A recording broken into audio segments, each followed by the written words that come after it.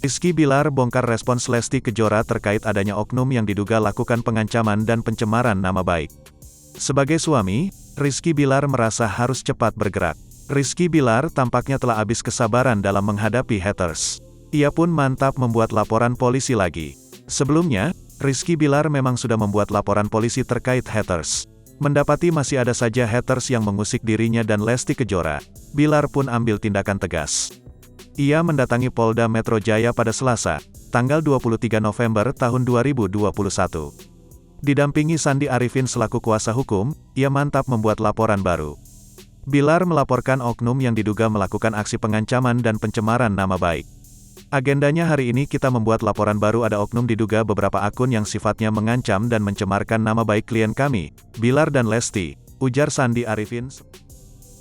Bilar turut menjelaskan alasan utamanya membuat laporan polisi. Ia mantap membawa masalah tersebut ke jalur hukum demi memberikan efek jera. Bilar berharap masalah ini menjadi pelajaran bagi semua pihak agar lebih bijak dalam menggunakan sosial media. Saya melakukan ini untuk memberikan efek jera kepada pelaku, supaya kedepannya menjadi contoh bagi pengguna sosial media agar lebih bijak dalam menggunakan sosial media, kata Bilar. Saat disinggung kondisi Lesti, Bilar menyebut istrinya itu sebenarnya tak ambil pusing.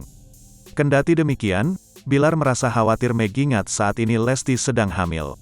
Ia tak ingin masalah ini membuat Lesti kepikiran dan mengganggu perkembangan buah hati. Sebenarnya dia enggak terlalu memusingkan.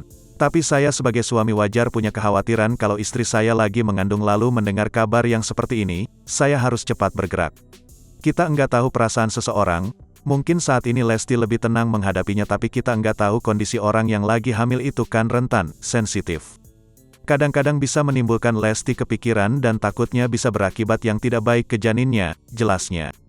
Sementara itu terkait detail ancaman, Sandi belum bisa membeberkannya. Ia mengaku pihaknya masih terus memperbanyak data mengingat jumlah oknum yang lebih dari 5.